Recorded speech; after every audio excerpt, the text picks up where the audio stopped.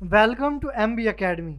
इस वीडियो में हम GCD मतलब ग्रेटेस्ट कॉमन डिवाइज़र को फाइंड करने के लिए एक C++ प्रोग्राम राइट करेंगे।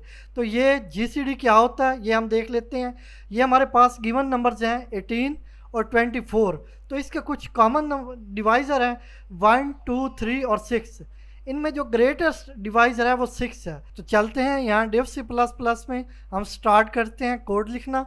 तो शार्प इंक्लूड IO स्ट्रीम और इससे नेक्स्ट स्टेटमेंट हमारी यूजिंग नेम स्पेस std। तो अब चलते हैं मेन फंक्शन में इंट मेन और इसकी बॉडी स्टार्ट कर लेते हैं। अब हम दो वेरिएबल ले लेते हैं जिनको यूज़ करते हुए हम यूज़र से नंबर्स गेट करेंगे। तो यहाँ पे a और b ये टू वेरिएबल हमने ले लिए हैं इंटीजर टाइप। और इसके बाद हम यहाँ पे वाइल लूप यूज़ कर लेते हैं। वाइल लूप इसलिए यूज़ कर रहे हैं ताकि जब तक हम चाहें ये प्रोग्राम हमारा चलता रहे, मतलब जब तक हमारी ये लूप ट्रू होगी। तो जब चाहें हम किसी स्पेसिफिक कमांड के साथ प्रोग्राम से एग्ज़िट कर सकेंगे। तो यहाँ पे सी आउट एंटर 1 फॉर कंटिन्यू और 0 फॉर एग्ज़िट। तो ये यूज़र के पास टू कमांड्स होंगी। अगर वो ये कंटिन्यू करना चाहता है प्रोग्राम को तो 1 एंटर करेगा, और अगर वो प्रोग्राम से एग्ज़िट करना चाहता है तो 0 एंटर करेगा। तो यहाँ पे हम उससे जो भी चॉइस है वो गेट कर लेते हैं, और इसके लिए भी हमें एक वेरिएबल की ज़रूरत होगी। तो वो मैं यहाँ पे डिक्लेयर कर लेता हूँ इंट चॉइस। तो ये मैं यहाँ पे असाइन कर देता हूँ सी इन को। तो सी इन चॉइस जो भी यूज़र की इनपुट होगी उसके अकॉर्डिंग हम इसको हैंडल करेंगे। मतलब अगर यूज़र वो एंटर करता है 1, तो इस सिचुएशन में हम उससे ऑप्शन देंगे या उससे हम एक नंबर गेट करेंगे, उसके बाद सेकंड नंबर गेट करेंगे जिनका हमने कॉमन डिवाइज़र लेना होगा या फाइंड करना होगा। तो यहाँ पे हम स्ट्रिंग देते हैं एंटर फर्स्ट नंबर, और इसके बाद गेट कर लेंगे फर्स्ट नंबर जो कि वेरिएबल एक को यूज़ करते हुए हम गेट करेंगे।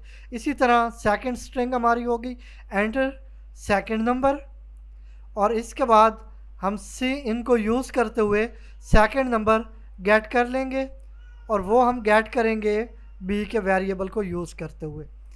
तो ये हमने दो नंबर गेट कर लिए।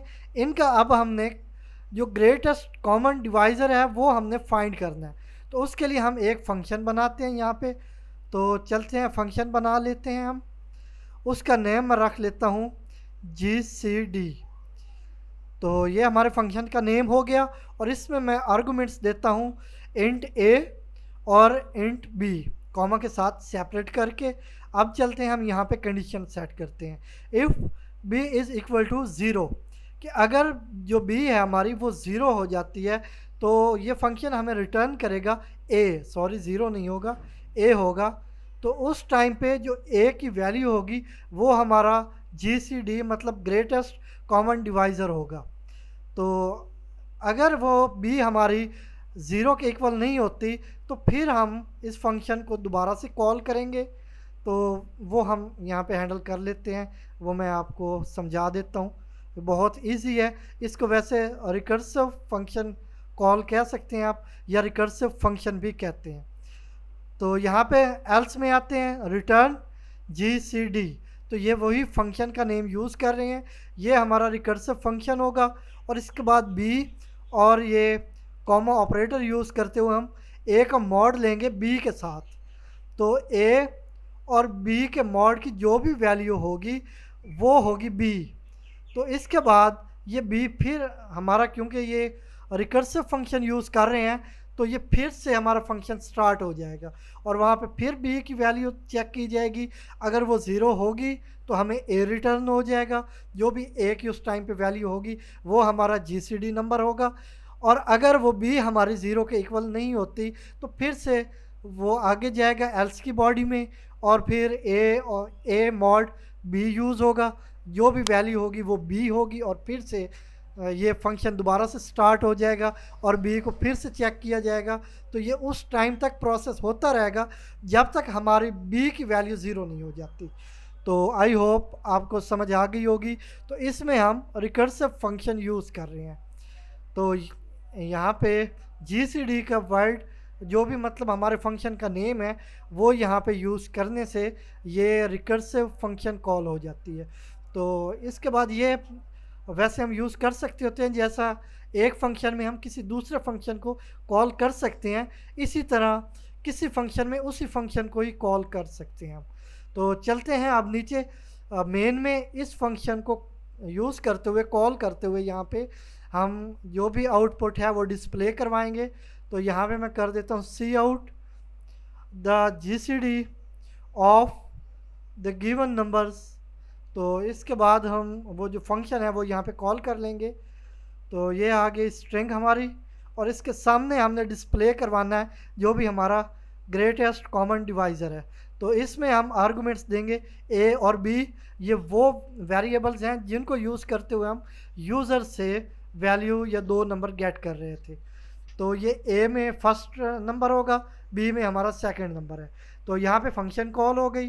तो जो लास्ट में हमारे पास रिटर्न हो रहा है ए की वैल्यू, वो यहाँ पे डिस्प्ले होगी। तो चलते हैं हम यहाँ पे इसको चेक कर लेते हैं। उसके लिए सबसे पहले इसे सेव करते हैं। तो इस फाइल का नेम मैं रख लेता हूँ GCD, मतलब ग्रेटेस्ट कॉमन नंबर डिवाइज़र, ये मैं इसका नेम रख लेता हूँ। और इसके बाद इसे कंपाइल और रन कर लेते हैं प्रोग्राम को। तो ये कंपाइल होके हमारा प्रोग्राम रन हो चुका है। तो अब इसको टेस्ट करते हैं। अब 1 एंटर करूँगा तो हम कंटिन्यू करेंगे इसको, और इसमें हम फर्स्ट नंबर एंटर करते हैं 8 और सेकंड नंबर करते हैं 24। तो अब इसका कॉमन डिवाइज़र जो हमारे पास आ चुका है वो 8 है, लेकिन यहाँ पे हमने एंडल यूज़ करके लाइन ब्रेक नहीं की हुई, तो इस वजह से ये सारा आउटपुट एक लाइन में आ रहा है। तो ये जिसको मैंने यहाँ पे हाईलाइट कर दिया है, तो ये हमारा कॉमन डिवाइज़र है, ग्रेटेस्ट कॉमन डिवाइज़र, जो कि 8 है।